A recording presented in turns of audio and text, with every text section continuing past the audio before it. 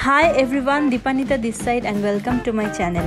আজকের ভিডিওতে আমি আপনাদের সাথে শেয়ার করব 3টে বেবি ফুড রেসিপি, যেটা সামার ওয়েদারের জন্য কিন্তু একদম পারফেক্ট। আর রিতকে আমি এই গরমে কিন্তু প্রায় এই খাবারগুলো দিয়ে থাকি। তো চলুন শুরু করা যাক। সো ফার্স্ট রেসিপিটার জন্য আমি এখানে নিয়ে নিয়েছি ছোটো দানার সাবু বা সাগো, যেটাকে আমি কাল রাতেই 3-4 বার ভালো করে ধুয়ে সোক করার জন্য রেখে দিয়েছিলাম জলে ভিজিয়ে। এই সাবুটাকে আমি এখন খুব ভালো করে সেদ্ধ করে নেব। সাবু কিন্তু গরমকালে বাচ্চাদের জন্য ভীষণ ভালো একটা খাবার। এটা বেবিদের মাসল আর বোন স্ট্রেংথের জন্য খুব ভালো।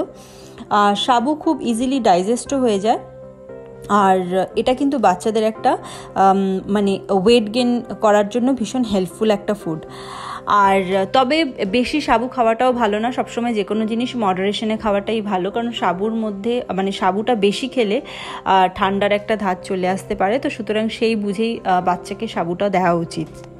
সো সাবুটা আমার সেদ্ধ হয়ে গেছে। এবার এই সাবুটা আমি নিয়ে নেব একটুখানি ঠান্ডা করে। আর সাবুটা আমি রিতকে দেব হচ্ছে টক দইয়ের সাথে। আর টক দইয়ের উপকারিতা গরমকালে বলাই বাহুল্য, কারণ বাচ্চাদের জন্য না, টক দই বড়দের জন্য ভীষণ ভালো। আর পেট ঠান্ডা রাখতে, শরীরকে ঠান্ডা রাখতে টক দই ভীষণভাবে হেল্প করে, শরীরকে হাইড্রেটেড রাখতে ভীষণভাবে হেল্প করে। তো এই টক দইটা দিয়েই আমি রিতকে সাবুটা দেবো। ভীষণ তাড়াতাড়ি এই খাবারটা তৈরি হয়ে যায় আর খেতেও বেশ ভালো লাগে। আর তার সাথে আমি রিতকে দেবো একটা কলা। আপনি আপনার পছন্দ মতো যে কোনো ফল দিতে পারেন। গরমকালে আমও সাবুর সাথে, দই সাবুর সাথে দিতে পারেন, খেতে বেশ ভালো লাগে। সবেদা দিতে পারেন, বাট আমি সকালবেলা ব্রেকফাস্টে নর্মালি রিতকে কলাই দিয়ে থাকি, তো আমি কলা দিয়েই এটা ওকে সার্ভ করব। সাবুতে কিন্তু প্রোটিন আর ক্যালসিয়ামও থাকে, যেটা কিন্তু বেবির ওভারঅল ডেভেলপমেন্টের জন্য ভীষণ হেল্পফুল হয়।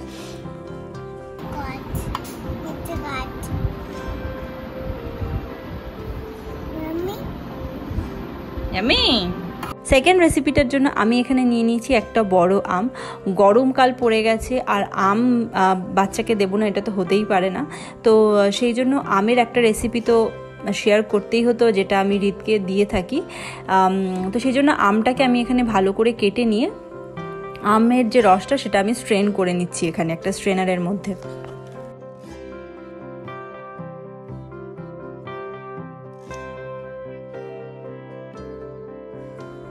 তারপর আমি একটা ফ্রাইং প্যানের মধ্যে একটুখানি ঘি গরম করে নেব।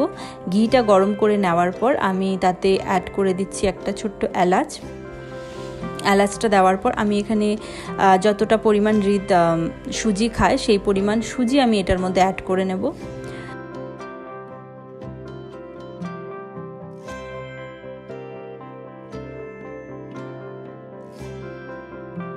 সুজিটাকে ভালো করে নেড়ে চেড়ে নিয়ে তার মধ্যে আমি দিয়ে দিচ্ছি একটুখানি জল। সুজিটা যখন খুব ভালো করে ভাজা হয়ে যাবে, তারপর জলটা দেওয়ার পর আমি সুইটনেসের জন্য এখানে 4-5টা খেজুর একটু জলে নরম করে ভিজিয়ে রেখেছিলাম, সেই খেজুরটাই আমি এখানে অ্যাড করছি। তো খেজুরটা দেওয়ার পর এরপর আমি এতে অ্যাড করব হোমমেড ড্রাই ফ্রুট পাউডার, যেটা আমি রেডি করে থাকি এবং যেটার রেসিপিও আমি অলরেডি আমার চ্যানেলে শেয়ার করে রেখেছি। আর সেই ড্রাই ফ্রুট পাউডারটাই দিয়ে আমি এটাকে ভালো করে নাড়বো চাড়বো। যখন দেখবো এটা ভালো করে মিক্স হয়ে গেছে আর খেজুরটাও একটু নরম হয়ে গেছে, তখন আমি এটার মধ্যে অ্যাড করে দিচ্ছি একটুখানি দুধ।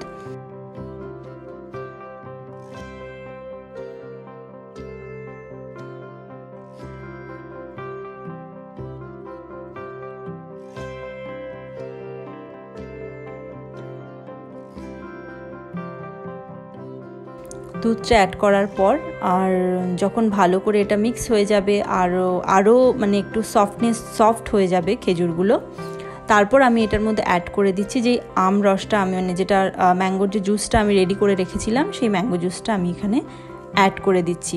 ম্যাঙ্গো জুসটা অ্যাড করার পর আমি খুব বেশিক্ষণ এটাকে ফোটাবো না বা নাড়াচাড়া করবো না, জাস্ট ম্যাঙ্গো জুসটা মিশে যাওয়া অবধি, যতক্ষণ না এটা ভালো করে মিশে যাচ্ছে ততক্ষণ অবধি নাড়বো চাড়বো।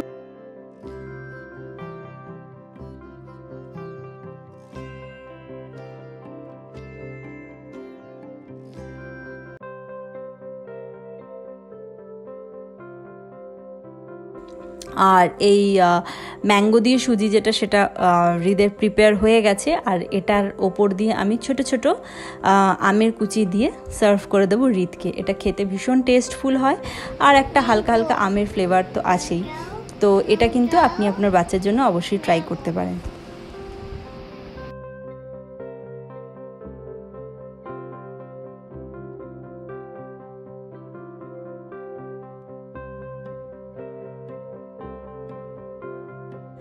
ছাতুর কিন্তু প্রচুর উপকারিতা, আর সেটা যদি গরমকাল হয় তাহলে তো কোনো কথাই নেই। ছাতু আমাদের পেটকে ঠান্ডা রাখতে ভীষণ হেল্প করে, শরীরকে হাইড্রেটেড রাখতে হেল্প করে। তো ছাতু আমি হৃদকে এই গরমে দিয়ে থাকি প্রায়, আর জলের সাথেও দিই, অনেক সময় শরবতের মতো করে, আবার অনেক সময় দুধের সাথেও দিই। তো আজকে আমি হৃদকে ছাতুটা দুধের সাথেই দেবো। আর তার সাথে যেহেতু আমি এটা ওকে ব্রেকফাস্টে দিয়েছি, সেই জন্য তার সাথে আমি ওকে দিয়েছিলাম একটা কলা। তো এই হচ্ছে এই গরমকালের 3টে রেসিপি যেটা আমি আপনাদের সাথে শেয়ার করলাম। Follow for more such videos and thanks for watching.